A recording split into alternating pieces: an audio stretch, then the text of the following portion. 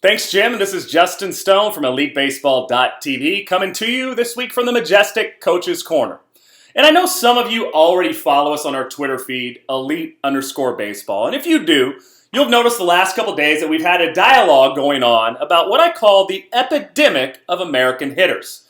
And really where this stems from are the coaching connotations of having a short swing as being a very good thing that coaches across the United States, you hear that in any cage, including at the big league level.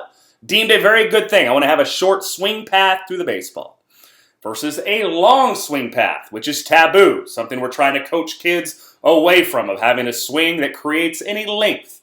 And I think these are common misconceptions in the hitting world. And I know in the last few days we've had an NCAA Division I champion coach reach out to us and a big league hitting coach that was asking us about really where are we going to in our Twitter talk of I like a long swing path and I'm trying to stay away from a short one.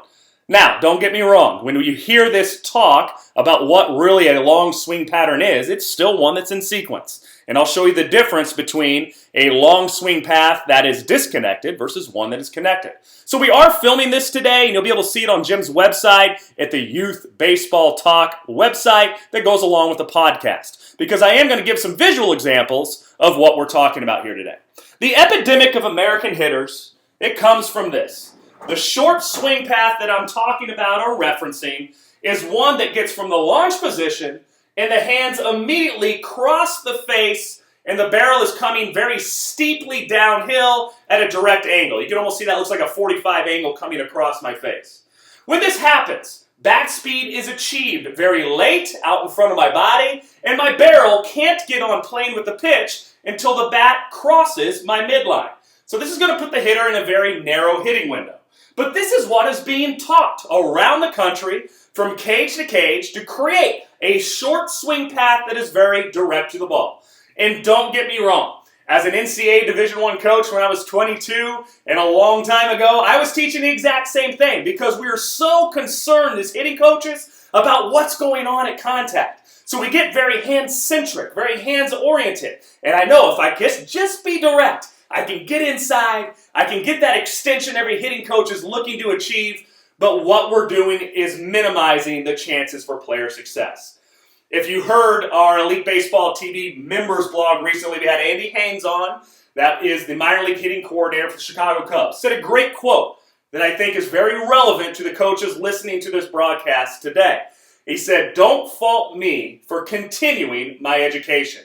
And that says a lot. Because I've taught this swing path too, I'm not holier than thou, but I've learned through efficient 2D and 3D biomechanical research that we've done with high-speed video and the sensors and 3D analysis that shows that the kinetic chain of energy that happens from the ground filters through the core, up the body, through the arms, and at the barrel head is actually creating a swing path that would be considered long by a lot of people. Now here's the difference between that connotation, a negative one, of a long swing and the efficient swing pattern that you'll see with all high-level major league hitters and the difference between the two. A long swing is truly one that fires from the top. It's disconnected in its sequence where the upper body fires ahead of the legs. When this happens, the hands immediately get out away from the body and we have body energy and barrel action happening in opposite directions. Because of this, the player's hands will cast out away from him. The only result to get back to the ball is going to be the rollover that cuts across their front hip. That would be considered a long, disconnected, out-of-sequence swing. That is not what I'm talking about in terms of efficiency right here. But I've said before, I like a long loading mechanism. For higher-end athletes that can control their bodies, it gives them a chance to harness more of the body's energy and create more whip.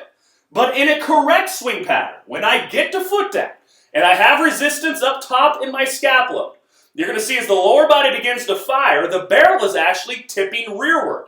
When this happens, the depth of the barrel is getting me on plane early.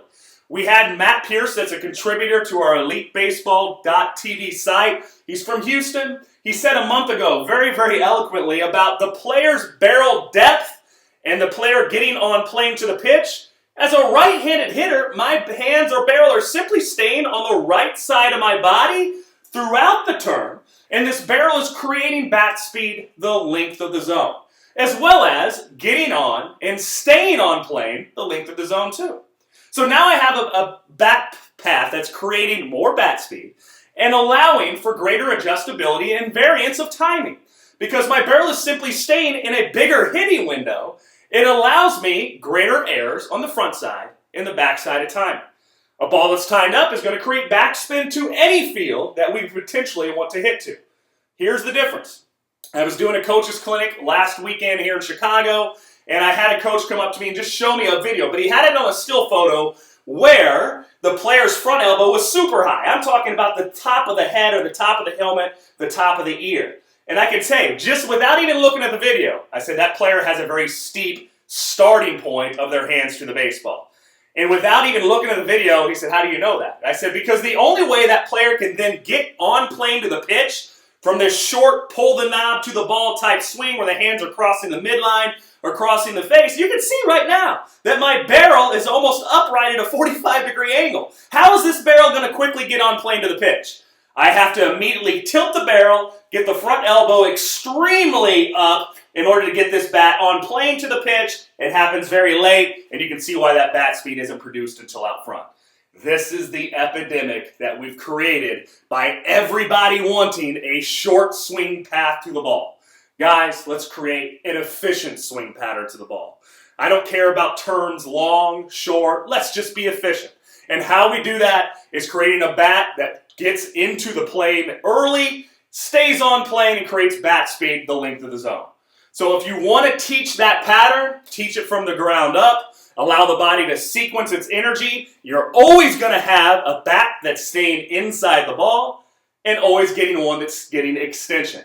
Without having to teach, let's get to contact this certain way. Let's get the upper body, hands firing ahead of the lower body, or getting very hand-centric in our teaching that is creating that epidemic of American hitters that are on plane very late, creating bat speed very late. And this is one that if we're getting the ball a little bit deeper in the zone, this is why they're flaring balls constantly over the opposite field dugout.